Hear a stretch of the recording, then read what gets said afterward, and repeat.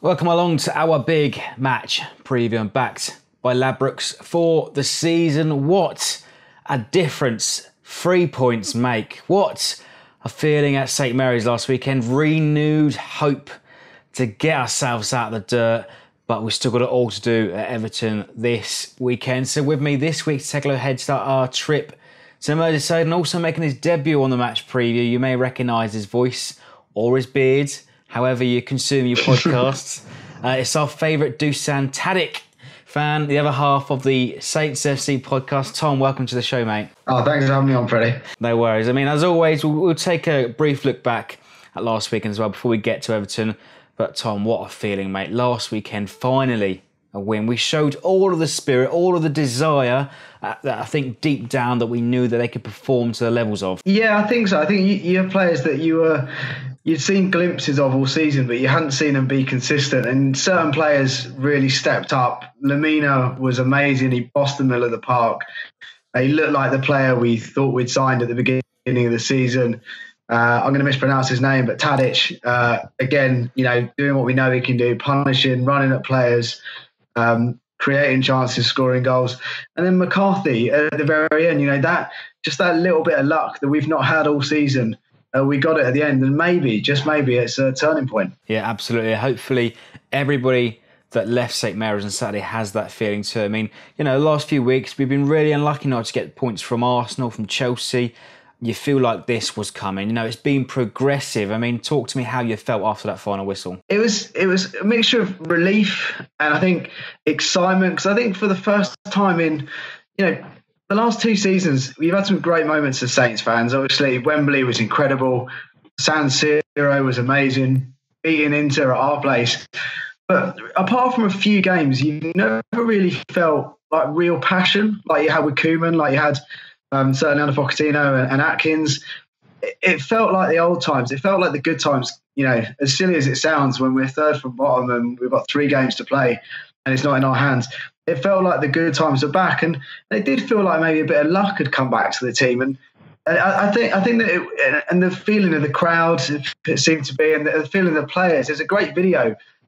John from the podcast retweeted it, and you can see the elation of Charlie Austin and Dusan and Jack Stevens and Nathan Redmond, and you get the feeling that it really meant something to win. And I just hope they can really carry that forward to Saturday. Yeah, Mark Hughes has been in the press quite publicly last few weeks that he knows which players are fighting for him, and he said actually to the official channels that the whole team is together. They all know, they all believe that we can get out of this. Yeah, I think what we have seen, I think we've seen some players play their last games for Saints. I think a certain Moroccan and probably a certain Argentinian won't ever pull on the red and white again. I think some of that is brought on themselves, some of them is circumstances out of control. I think what he's done though is he's identified a nucleus of players that he feels he can rely on. He feels that are going to put in the yards, that are going to chase back and going to do, what we need to get ourselves out of a very dire situation.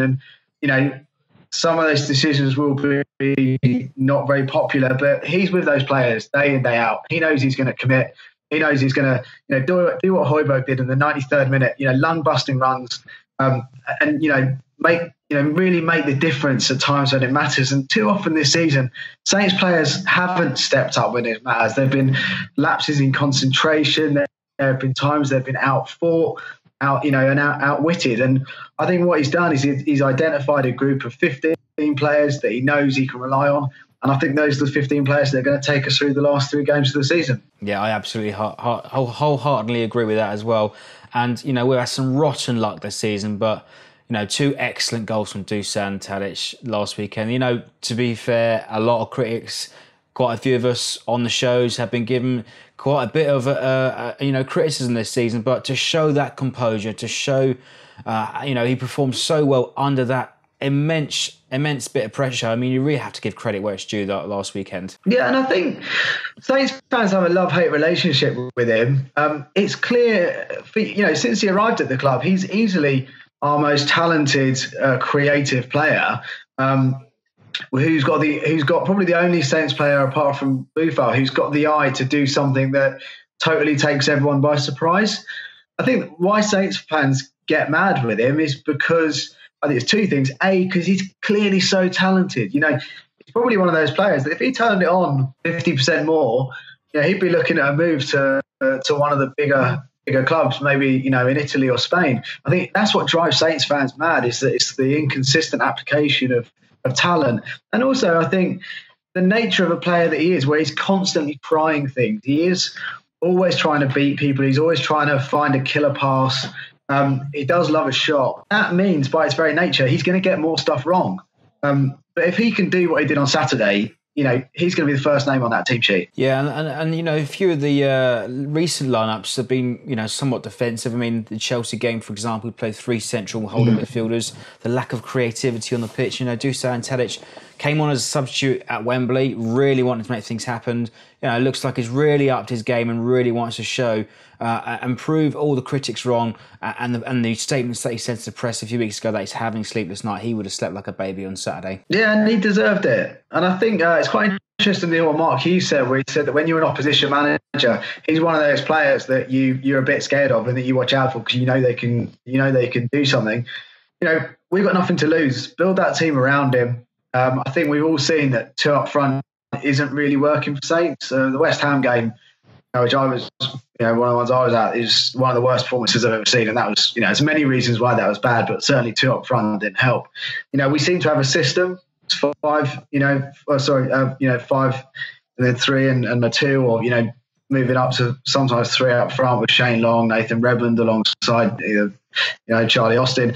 If that's the system we're going to play, it's going to work. But for it to work, we need creative players. We tried it against Chelsea, 2 up front. We know creative players. We were lucky to not be losing at half time. So, that team who played against Bournemouth, as well as the creativity, as well as the goals, they fought for it. First time this season, they've really fought.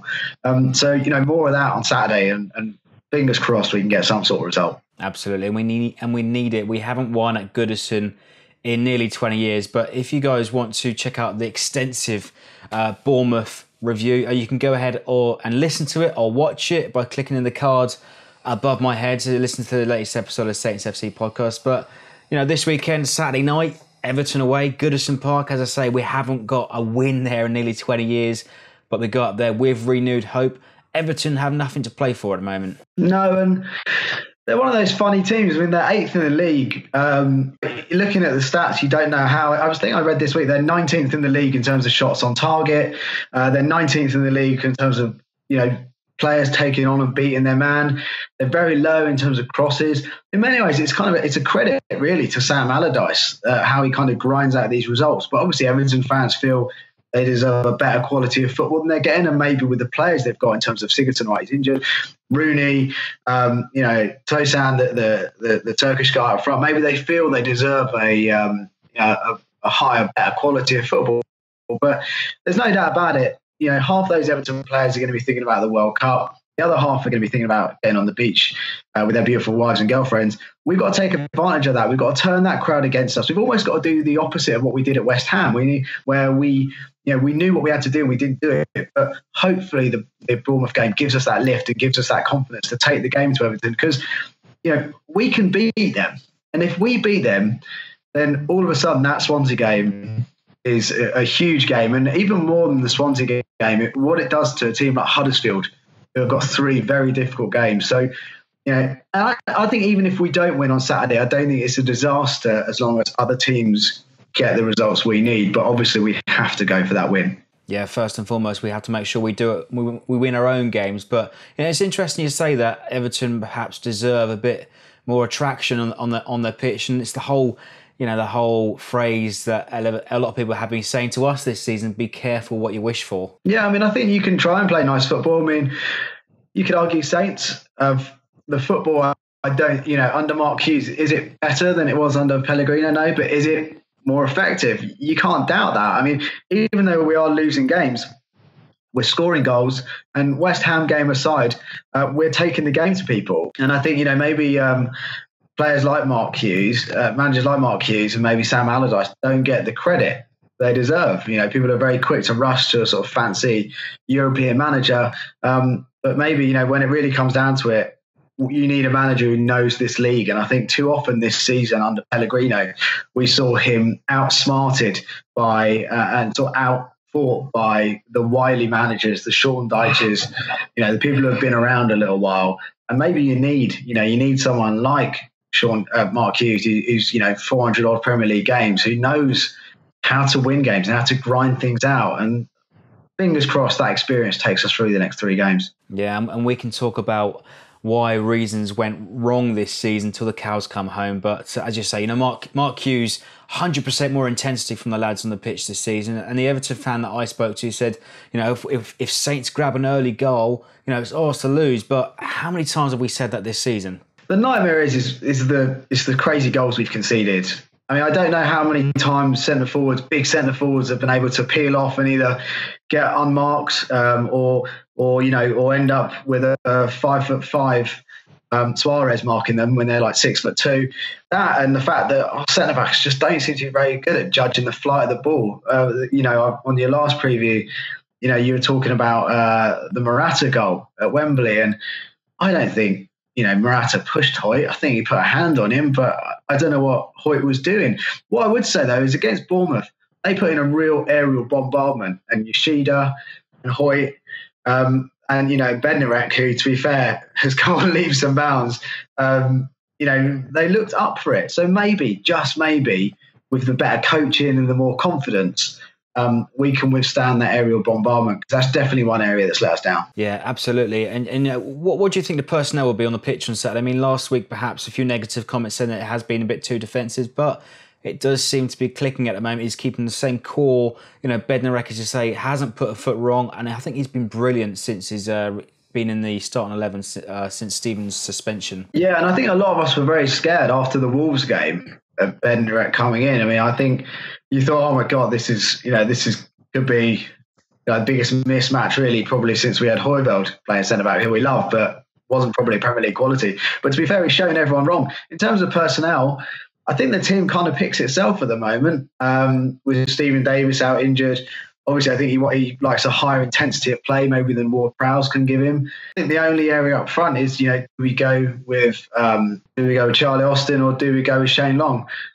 Looking at the back four of Everton, they're pretty ancient, in terms of like Jagielka, Williams. All right, Coleman's not, but they're not the spring chickens. So maybe someone like Shane Long, maybe Nathan Redmond with a lot of pace, we could really hurt him. So I think maybe that'll weigh on Mark Hughes' decision making. I think so, and obviously Theo Walcott we've got to think about as well. Obviously, we were linked to him quite a lot during January, and the Everton fan also suggests that Dusan, Walcott have been linking up brilliantly over the last couple of weeks, bagging quite a few goals. And Dusan, credit to him, scored an excellent goal at Huddersfield last weekend.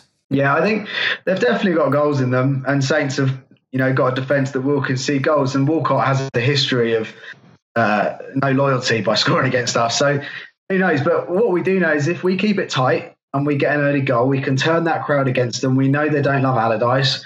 We know they've got nothing to play for. Get an early goal, keep it tight.